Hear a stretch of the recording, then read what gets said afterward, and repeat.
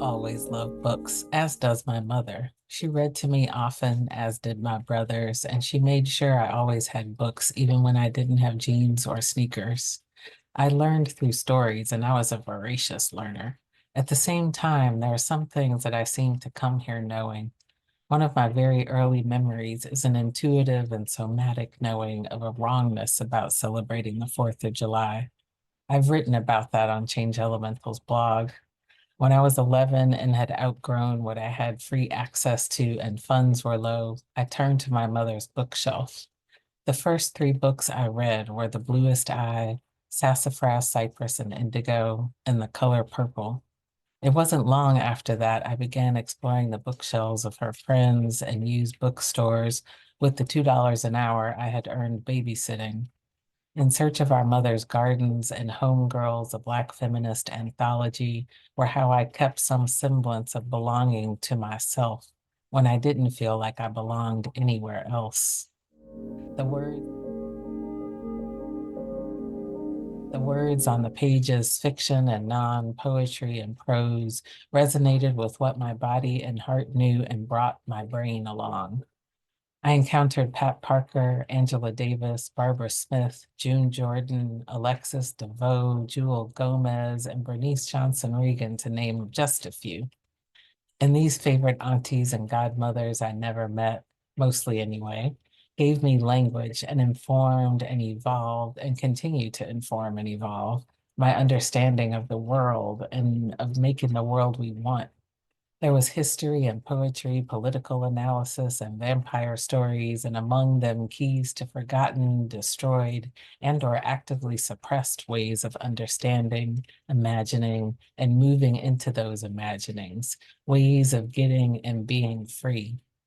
They were how I understood my work outside the classroom at my small liberal arts college in small town Indiana, where I was the only Black out queer person on campus and an only in each organizing space I was a part of. They were how I knew I didn't want to involve local Indiana police when I witnessed an act of violence among two Black classmates and was asked about making a report by a white women's studies major who was on the campus judiciary and had heard about the incident. They were also how I knew when it was time to go after 2 years there. A Black friend had been expelled for an alleged offense that was the same as that allegedly committed by a white person who had received only a warning. I was immediately escaping by whatever means necessary, and they were how I knew I had to get out of there. That place was going to kill me. The words on the page.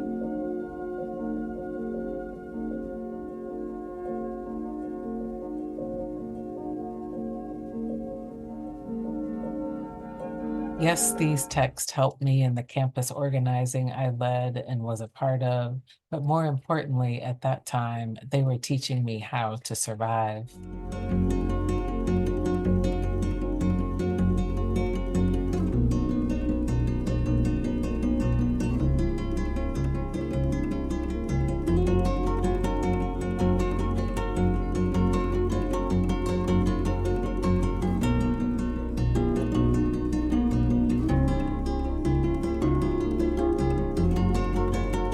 A few years after I moved to California, I had the space and enough of a sense of safety to begin engaging with the writings in a different way. Teaching to Transgress Education as the Practice of Freedom by Bell Hooks was endlessly influential in guiding my work in schools, after school programs, and youth serving community organizations, and then to leadership focused on making the world a better place for young people and leadership for social and racial justice more generally. In preparing to be an ethnic literature and creative writing teacher at San Francisco's Ida B. Wells Continuation High School, I had to write a 150-word philosophy of education. I was clear that I did not want their experience of a classroom to be a place where what's expected is to learn conformity and obedience to authority, as it had been for Bell Hooks and for much of my life in school. I wanted them to learn what they would need to get free, to love and appreciate themselves and each other, and to experience some healing. Not clear enough or brave enough yet to say that in a I got to get a job and a paycheck context. This is what I wrote. Education is a constant process that should operate more by a process of eduction than inculcation, focusing on eliciting from the person rather than a systematic routinized depositing of information. The process must draw on and reinforce the knowledge and inherent worth in people of all ages, recognizing that the relationship between student and teacher is a symbiotic relationship rather than a parasitic one, and valuing young minds for what they are, not just for what they have the potential to be. Education and the systems and methods in and with which it operates should have at their root the goal of inspiring questions, developing skills with which to ask these questions, honing the necessary skills to seek answers, and fostering the desire to do so. Although this is what I meant.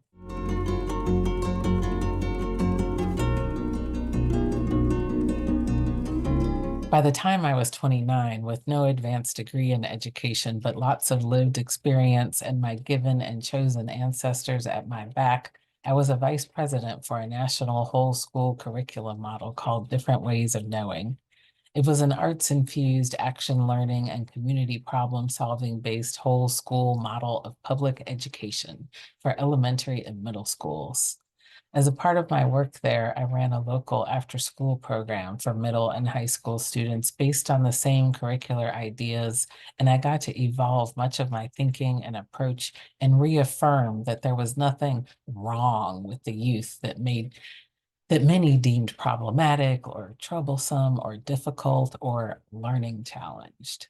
What was wrong was all the adults and interconnected systems and structures around them that were failing them.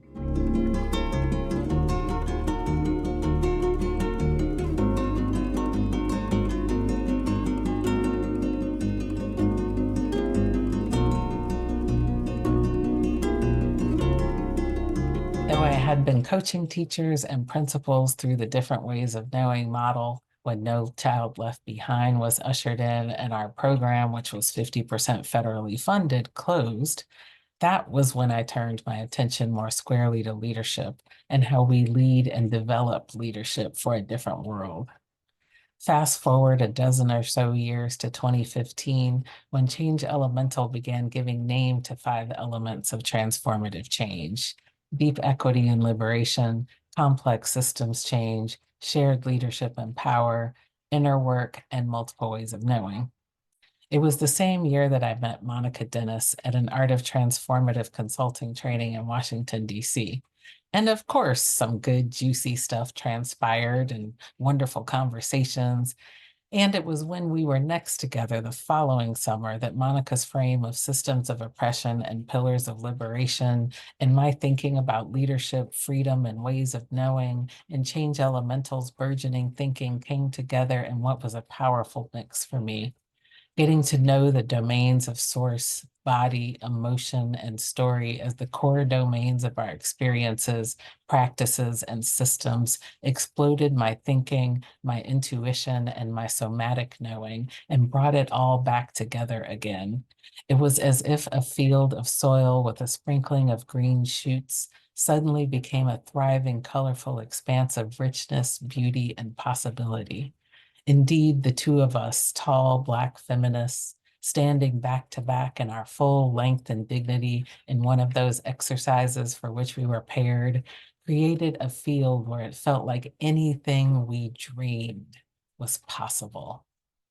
It is that field that grew this theory of transformation.